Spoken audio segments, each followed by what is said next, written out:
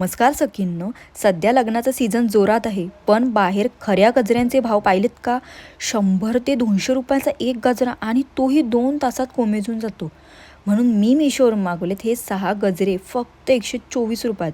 हे 6 आर्टिफिशियल गजरे वेगवेगळ्या रंगाचे आहेत. सर्वात महत्त्वाचं हे वॉशेबल आहेत आणि पुन्हा यूज करू शकता.